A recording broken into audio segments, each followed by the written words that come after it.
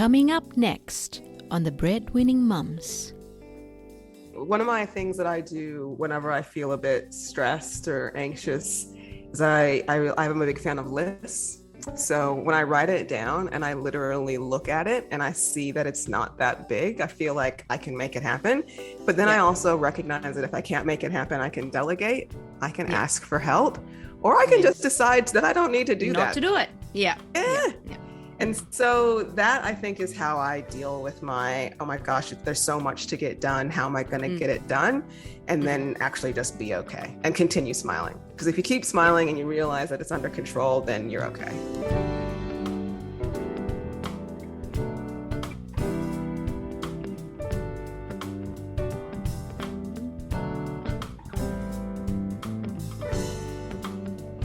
Welcome to the show.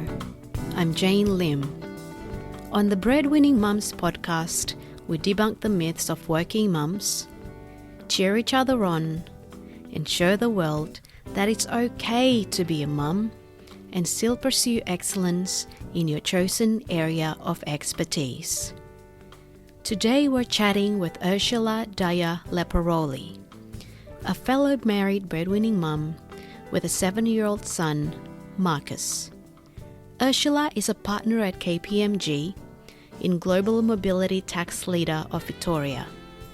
She shared with us her journey from being an independent high schooler in Denver, Colorado, to a career woman traveling the Americas, and finally reaching a point in time when she decided to have a child. Here we go with Ursula Dyer Lepporoli.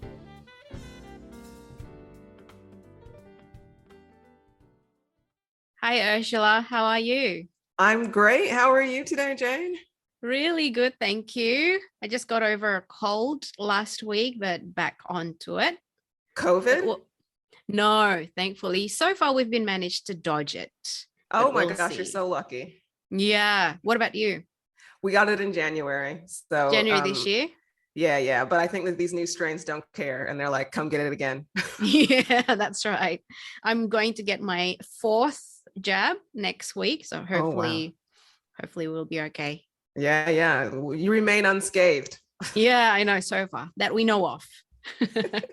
So thank you so much for making the time to be here. Really appreciate it. I thought for the purposes of this podcast, could you please take us back to the moment in time when you became aware of who you are as a person? Oh, wow. How old were you and what were you doing at the time?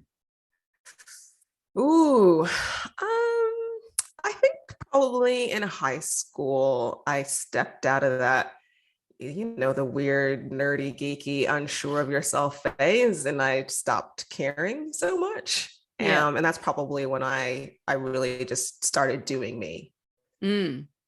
That is awesome. And what did you think of yourself at the time?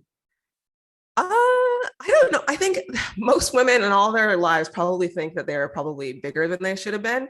And so I look back at the pictures now of myself in high school and I was like, you were like a tiny twig. I did feel good about myself from a health perspective. I used to run long distance track. So I felt healthy. I felt good. I was happy. Yeah, that's good.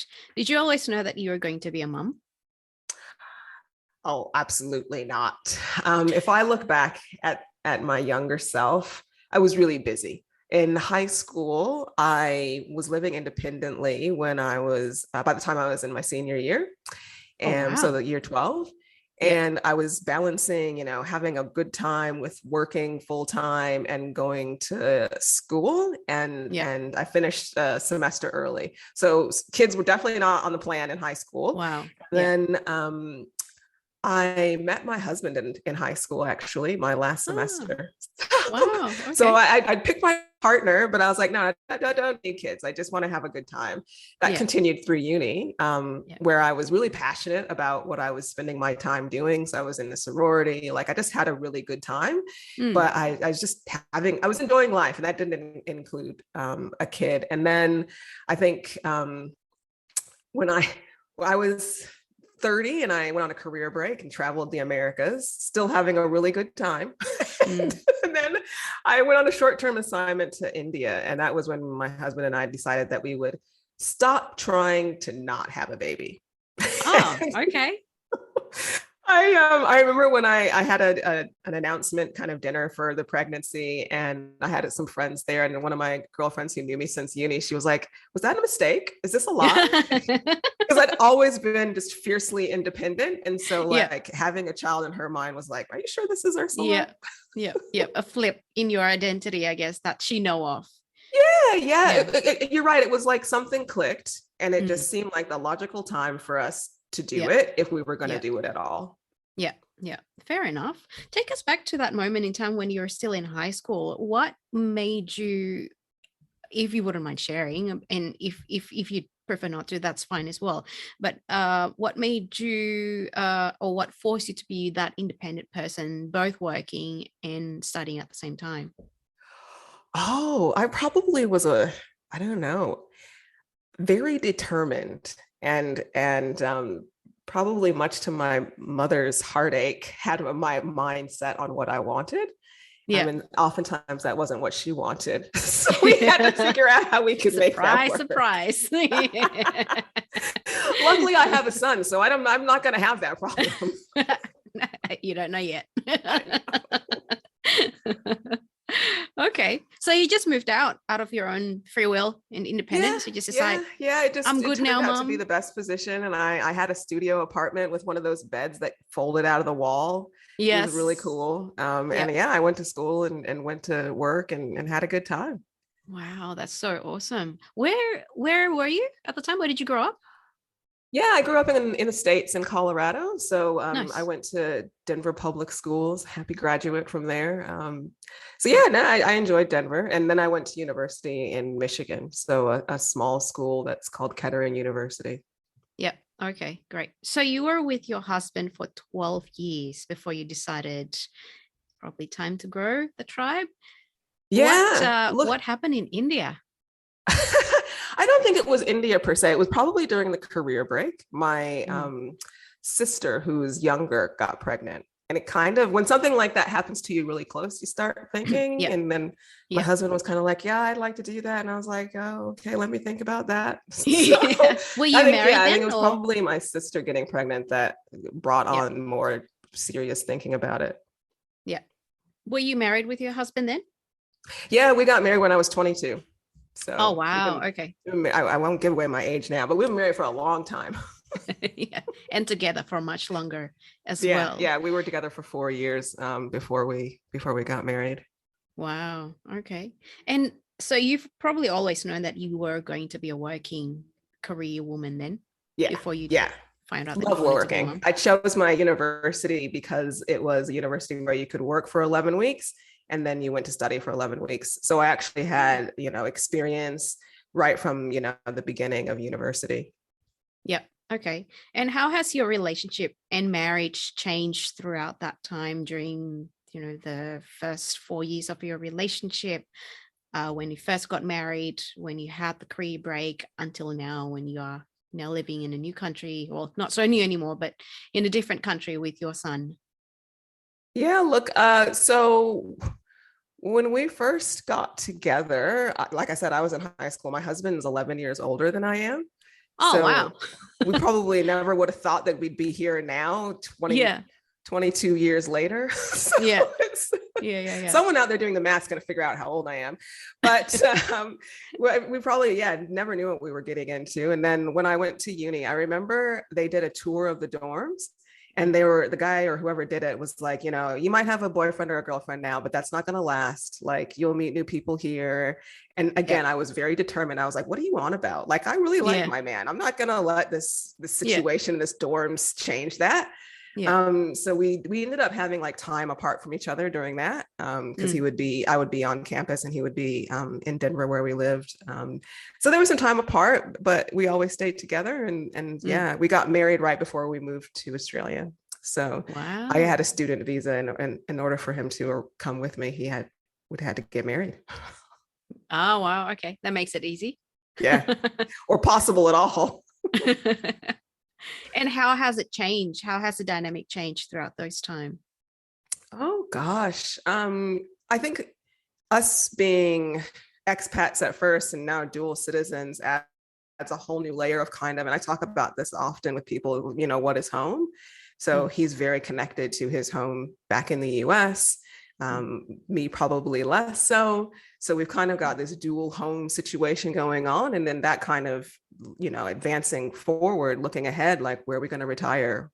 What does that look like? So I think it's a constant, and that, we've got Markus now, so we've got a son to kind of consider as well. And what's he going to call home?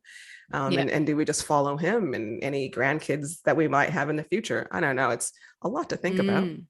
It's probably one of those things that will be continuing to evolve as you go through your life stages.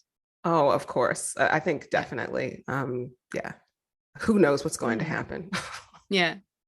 And what's life for you right now? What's work life and what's home life like? Yeah.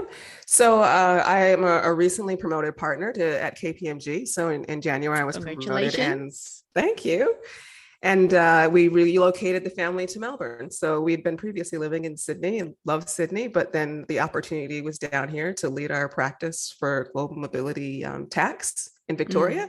So we all, we just freshly got out of lockdown, and we said, why don't we, move down to Melbourne and see how that goes? And it's going really well so far. I agree. Most livable city. Thumbs up. 4 seasons in a day, baby. Prepare for everything.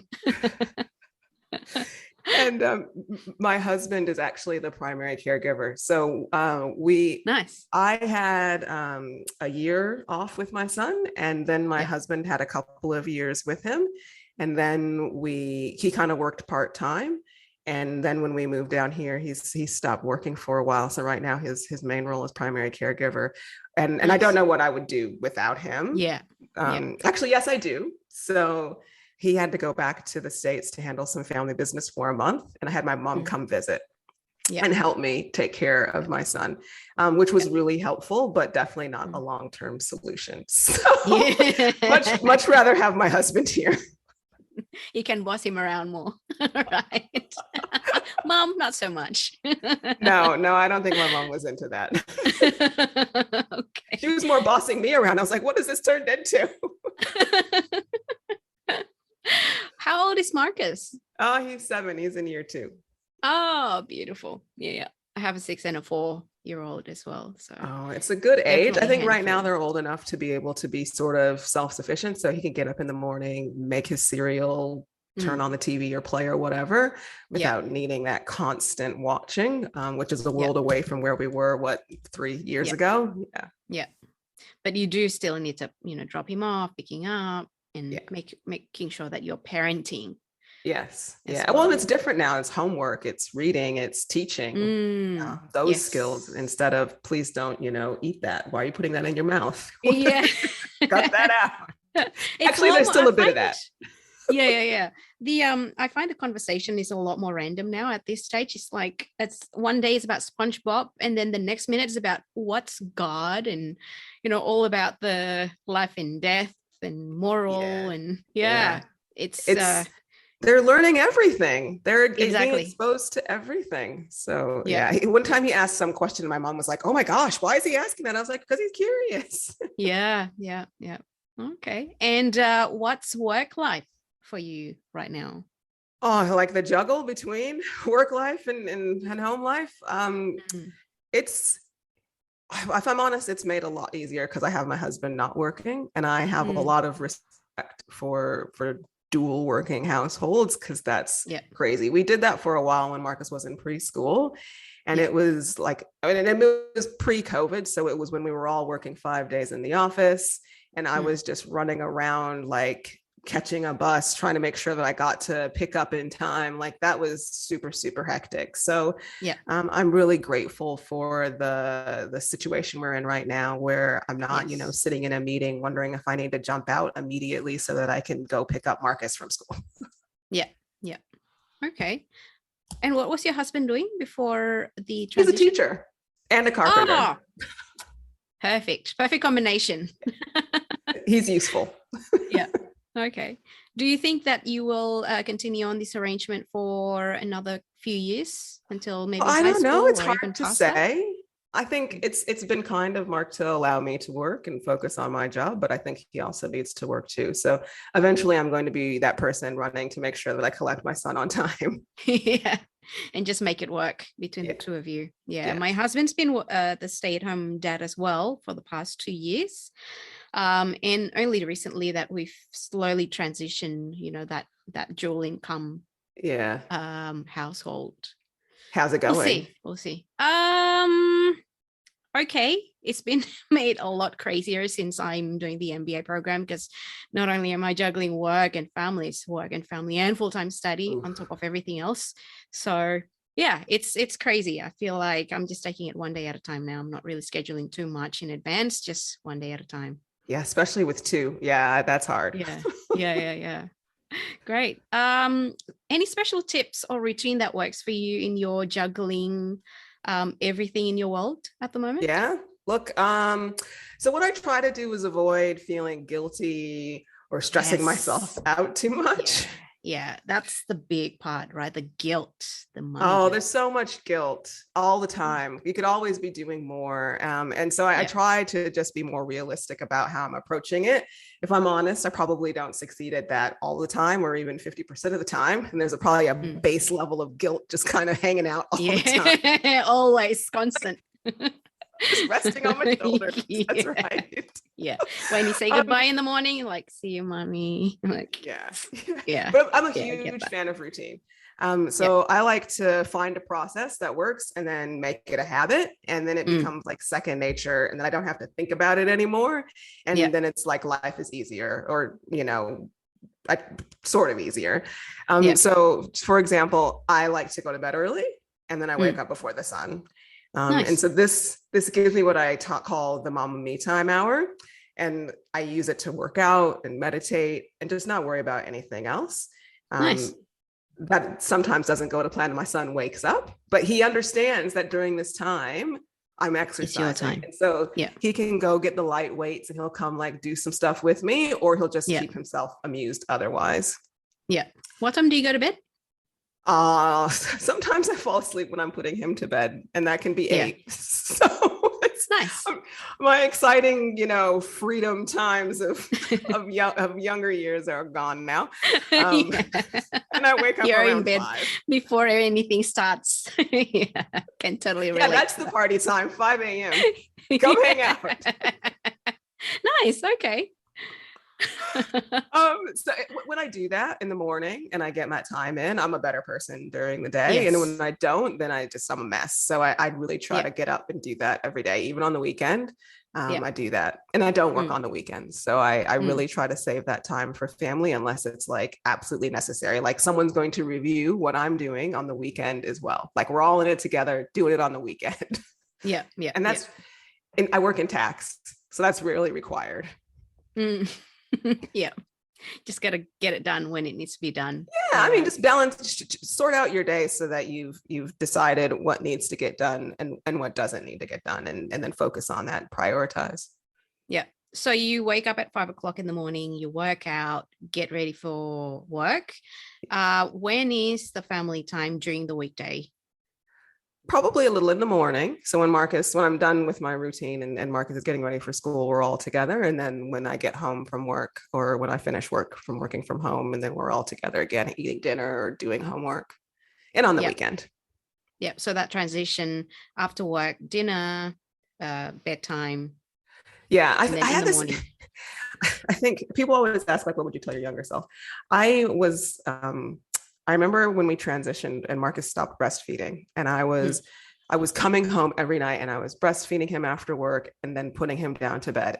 And then he stopped breastfeeding. And then I just continued putting him down every night for bed, because I felt again guilty that I hadn't spent enough time with him. But I was exhausted. I was falling asleep whilst reading him books. He'd be jabbing me. He's like, "Mom, wake up. What are you doing?"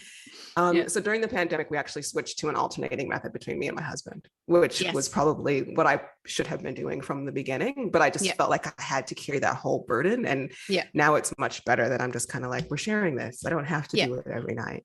Yeah, no, we're doing that at home as well. And it's just nice to be able to have the night off every other day. It is. Right? Yeah. Yes, for real. When you look at it, you're like, it's really only like 20 minutes of reading a few books and making him change into his But sleeping your whole clothes. total body changes. You usually fall asleep by the time they fall asleep as well. And by then you can't really do anything that you wanted to do outside of work or outside of family, right?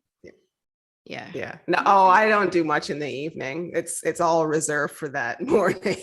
Okay. All right. Yeah. Fair enough. I usually do my, I don't know, reading or random surfing. Yeah. Oh, there's probably some doom scrolling happening in the evening. I won't lie. Yeah. Okay, nice. I was actually going to say, if you could give your younger self, but at a point in time where you just had to live at Markus, you're in that hospital bed, sort of freaking out, sort of so exhausted as well. What advice would you give yourself in terms of approaching life? Oh, I would say, well, I don't know. I was so lucky to have a year off with Markus, and we were living in Perth, and I lived near the water, so we just took walks on the water, and I just thoroughly enjoyed my year off, and I didn't think about work at all. So I would tell myself to continue doing that. Like, that was the best use of my time. I didn't worry about I didn't have any FOMO about work. I was with Markus, and it was really amazing.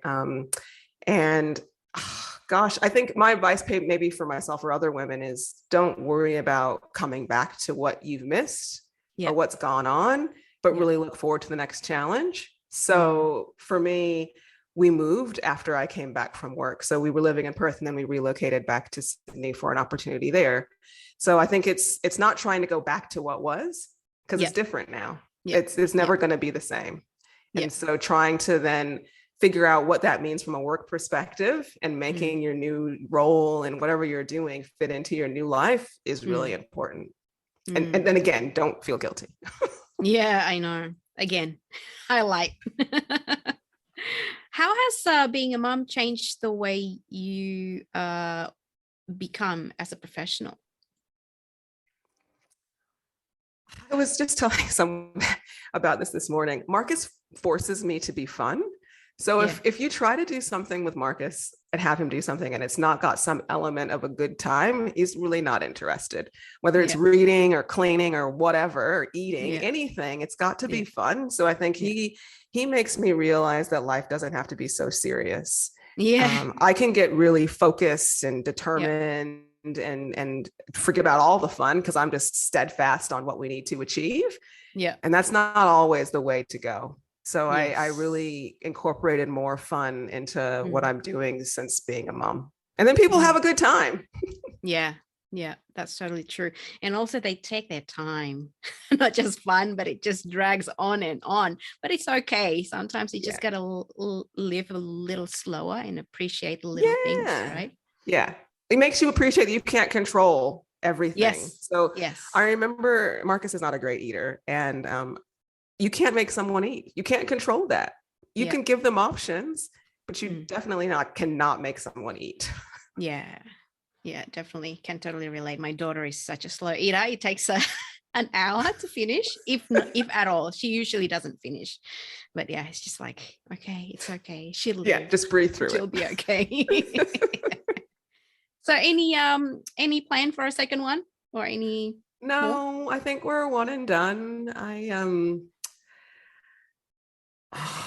I don't know. Sometimes I feel guilty about him not having a brother or sister. I have 3 siblings from the same parents, and we're like really, really good friends. The 3 of us were born 18 months apart and then 13 months apart. So we're really, really close in age, and we grew up together and we played together, and like I message them every day, all day long. So sometimes I feel bad about him not having that. But if you've ever met my son, he's probably the most friendly person you've ever met. So I know that he won't be alone. He will find his people and a good partner, and he'll be happy. So I don't feel guilty about that anymore. And then I really don't need to have any more kids. That's good. I know it takes a toll out of you. It's a lot. I don't know. Everyone's like, just do another one, or like have 4. And I'm like, I have no idea. Like my parents were, kids of many multiples. I think there's 15 kids in my dad's family. And And that's insane. I have no idea how they did that. There's 11 kids on both of my parents' families. So I know exactly what you mean. It's similar. It was a different time. It was a different time. Yeah. They all race each other, actually. Yeah, that's right. But I'm done. Yeah. Okay. Nice. And what's your alpha mom song? So if you have a deadline looming at work, your son is sick and you're sick, what song do you put on your mental mind to make it through the week? Beyonce is probably my favorite. So I don't know if you've heard her new song, You Won't Break My Soul. So that's really good. You could put that on, jam it out. I think hers is more in reference to the Great Resignation and she quits her job or whatever, the song. But mine is just, you can't break my soul. Like, this might suck right now, but we just got to keep going. Just continue. Yeah. Awesome. All right. Thank you so much, Ursula. It's been a really great chat. Any last minute takeaway that all of the breadwinning mums listening to us should take with them? Oh gosh. I guess I would say one of my things that I do whenever I feel a bit stressed or anxious is I'm a big fan of lists. So when I write it down and I literally look at it and I see that it's not that big, I feel like I can make it happen. But then I also recognize that if I can't make it happen, I can delegate, I can ask for help, or I can just decide that I don't need to do that. Not to do it. Yeah. And so that, I think, is how I deal with my, oh my gosh, there's so much to get done. How am I going to get it done? And then actually just be okay and continue smiling. Because if you keep smiling and you realize that it's under control, then you're okay. That sounds good. I will keep that list on my daily ritual from now on. Yeah. The list is where it's at. Great. List and Beyonce. That's right. With a list and Beyonce, nothing can keep you down. Exactly. All right. Well, thank you so much again. It's lovely to have you here and have a great weekend. Thanks for having me on your show, Jane. See you later. Pleasure. Thanks, Ursula. Bye. Bye.